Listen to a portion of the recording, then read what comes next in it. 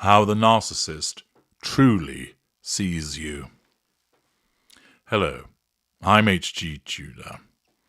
Most of you know that I'm a narcissistic psychopath, which means I'm a hybrid. I am both narcissist and psychopath. I am the ultra. I am the ultra because I understand myself so well. I am the ultra because I understand so many of my kind. Other narcissists, psychopaths, narcissistic psychopaths. And I'm able to relay to you the way that we see the world, the way that we function within that world, and the way we see you. Many people struggle with dealing with my kind because, quite simply, although we appear to be like you, our behaviour is not like yours. It is this disconnect which proves particularly difficult for people to comprehend what it is that they're dealing with. For instance, they will be involved with somebody who on a Tuesday evening said, "I love you, you know, you're amazing," and then on the Wednesday ended the relationship. And the individual is completely at a loss to understand. Their mind keeps saying to them, "He told me he loved me, so why would he then end the relationship the next day? He said that he loved me, so why would he bring the relationship to a conclusion? It just doesn't make any sense." And the problem is, that individual is looking at the relationship the wrong way round. What they ought to be telling themselves is, the fact that he ended the relationship as he did means that he didn't actually love me. But of course, to contemplate that would take away something from that individual. Empathic people want to be loved. Many have love devotee traits. They believe in the concept of love and want to be loved, and therefore the recognition that an individual who gave so many indicators of loving you didn't actually love you is something that doesn't really compute for you.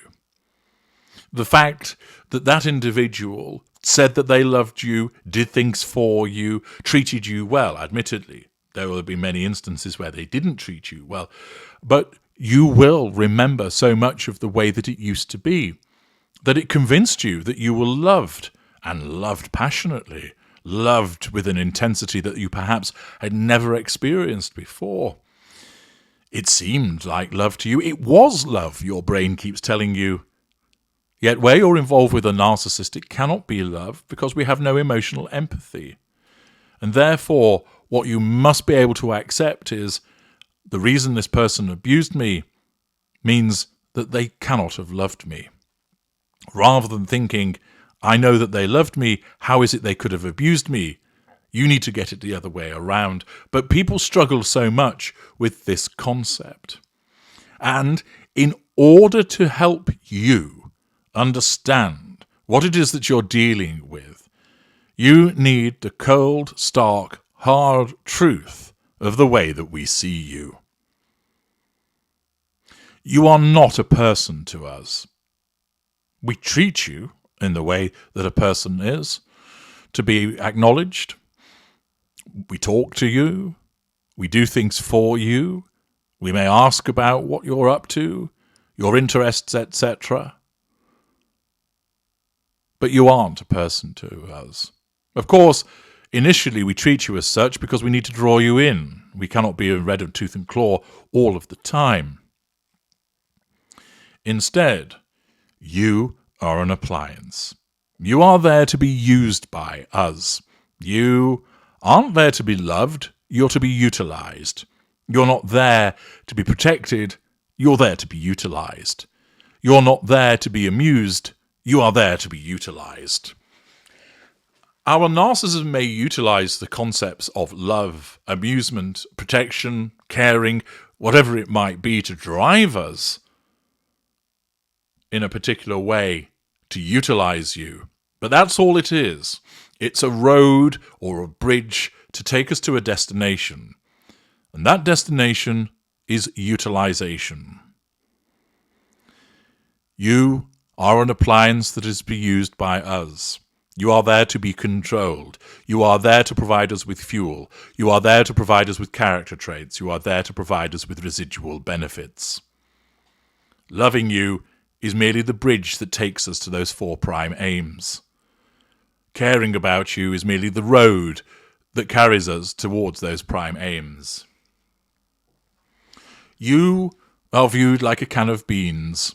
We're not so much interested in the beans themselves, but as what makes the beans up. It's as if we take you off that shelf and see inside that can, yes, there are the constituent parts that we require. Easy to control, plenty of fuel, oodles of character traits, and lashings of residual benefits. If you were to put on a pair of glasses that gave you the same vision that we essentially have, you would see every person around you by reference to how easy they are to control, their position in the fuel matrix and their fuel output, the character traits that they have available, and the residual benefits. Nobody would be seen as a person. They would simply be seen as the relevant appliance by reference to those 4 items. I've explained before there's no such thing as part-time narcissism. When it comes to our dealings with other people or the contemplation of those dealings, we simply see you as someone that is to be used by us. Understand that the majority of narcissists, being unaware, do not think, I will use this person, they're there to be an appliance for me. The narcissism causes them to believe that they love you. The narcissism causes them to believe that they care about you. But they don't. All of that is an artifice created by the narcissism, in effect con the narcissist into believing that they love you, care about you, think you're amazing, whatever it might be, so that they are driven to get the prime aims. Those of my kind, such as myself, that are aware, we recognise that we simply use you, that you are a device, an appliance, a utensil that enables us to get to those prime aims. You have no other purpose in our lives other than the provision of those prime aims. You've been picked up, targeted, chosen, extracted, because you're easy to control, that you've got plenty of fuel, that you have excellent character traits and residual benefits. We're not interested in your hobbies.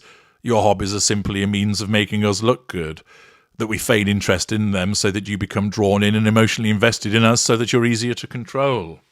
We're not bothered about your relationship with somebody else, save to the extent that it interferes in your relationship with us.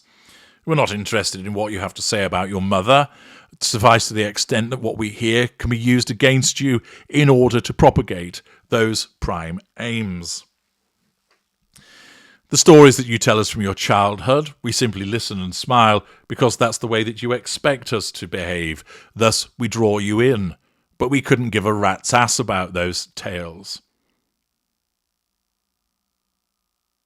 Simply, it's there for the purposes of ensuring that we get what we want from you. The narcissist sees you as prey. The narcissist sees you as an appliance that belongs to us and is to be used by us. And the sooner that you accept that's the case, and that in essence, any sense of humanity that you believe is applicable to the narcissist is stripped away, the sooner you will be able to reconcile what has happened with you with what you need to do in order to protect yourself further. I'm H.T. Tudor. Thank you for listening.